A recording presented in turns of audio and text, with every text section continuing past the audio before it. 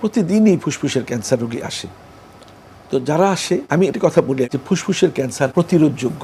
একটি লোক যদি জীবনে ধূমপান না করেন এবং ধূমপানের পাশে না বসেন, তার ফুসফুসের ক্যান্সার হওয়ার সম্ভাবনা অনেক অনেক অনেক কম। ধূমপান ছাড়াও ফুসফুসের ক্যান্সার হতে পারে। আপনি একটা রিকশায় বসে আছেন, সামনে একটা গাড়ি প্রচুর পরিমাণে কালো ধোঁয়া ছড়াচ্ছে, একটা অধূমপায়ী লোক এভাবে যদি প্রতিদিন ইনহেল করতে থাকে, তাহলে তার ফুসফুসের অবস্থা খুবই খারাপ হয়ে যাবে। তবে আমি যতগুলো রোগী দেখেছি এই পর্যন্ত, তার মধ্যে আমি বলবো 95% রোগীর ইতিহাস আমি নিয়েছি। আপনি কি ধূমপান করেছেন? আচ্ছা। তার একটি পজিটিভ উত্তর এসেছে, আমি প্রচুর ধূমপান করেছি। অর্থাৎ অধূমপায়ের মধ্যে আমি ফুসফুসের ক্যান্সার খুব একটা পাইনি। তবে হ্যাঁ, মানে ফুসফুসের ক্যান্সারে তো 4টা ধরন আছে।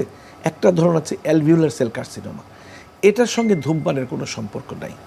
এটা জেনে, এটা ধূমপান না করলেও এটা হয়ে যেতে পারে। তবে এটা মহিলাদের মধ্যে আমি বেশি হতে দেখেছি, এই অ্যালভিওলার সেল কার্সিনোমা।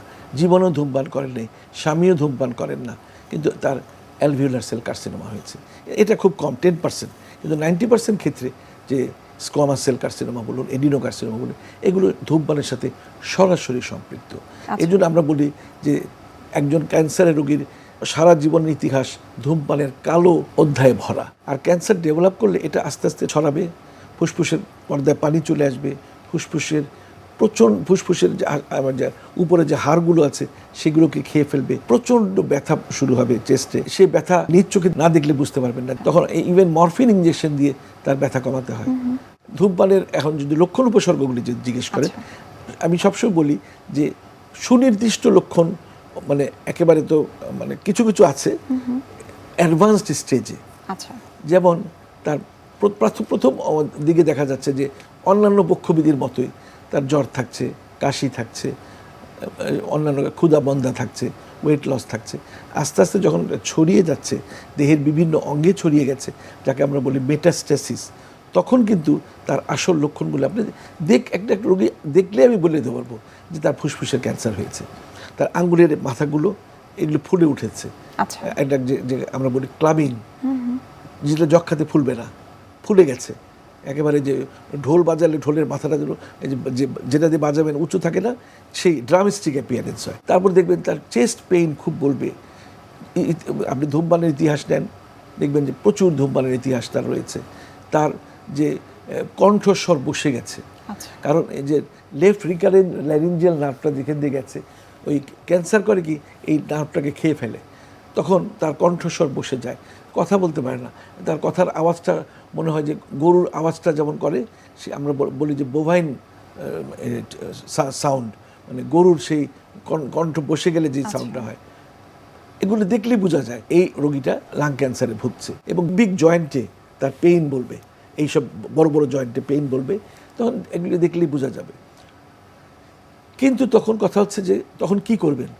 এর আরেকটা ব্যাপার হচ্ছে যে কফের সাথে রক্ত যাবে। তবে যক্ষার সঙ্গে রক্ত যাওয়ার, এই ক্যান্সারের রক্ত যাওয়ার মধ্যে পার্থক্য আছে একটা। সেটা হচ্ছে যে এই যে ক্যান্সারের রোগীর যে কাশির সঙ্গে রক্ত যায়, এটা ছিঁড়ে ছিঁড়ে যায়, গোল গোল করে যায় না। খুব বেশি যে কফ বের হয় তা না, কিন্তু রোগী একেবারে নিতে পরে শ্বাসকষ্ট, যত দিন যাবে ক্যান্সার এটা একটা টিউমার আস্তে আস্তে বড় হবে, তার শ্বাসকষ্ট শুরু হয়ে যাবে, তার ফুসফুসের পর্দায়। আর ফুসফুসের পর্দায় যখন পানি জমবে না, রক্ত জমবে। যক্ষায় যেমন পানি জমে, এখানে রক্ত জমবে।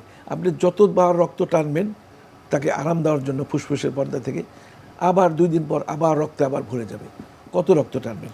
তখন আমরা ওই প্লুরিডিসিস, ফুসফুসের পর্দার মধ্যে তো রক্তটা জমে, আমরা 2টা ইঞ্জেকশন দিয়ে 2টা পর্দাকে লাগিয়ে দিই, যাতে করে রক্ত যেতে পারে না। এগুলো হচ্ছে টার্মিনাল ম্যানেজমেন্ট, কিছুই করার নাই, রোগীকে কিছু আরাম দেওয়া।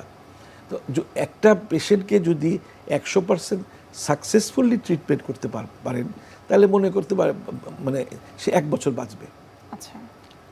5 বছর টিকানো এখনও সম্ভব হয়নি। অনেকে ইন্ডিয়াতে করছে, আপনার ওই যে পিআরপি করছে, নিজের রোগীর রক্ত বের করে, প্লাজমা বের করে আবার প্লাজমা ইনজেক্ট করে দিচ্ছে। দিল্লিতে একটি সেন্টারে আছে, কয়েকটি সেন্টার আসতে, বাংলাদেশে অনেকে ট্রাই করেছে। এগুলো টোটাল ফেলিওর, অযথা টাকার ওয়েস্টেজ অফ মানি, কিছুই হয় না।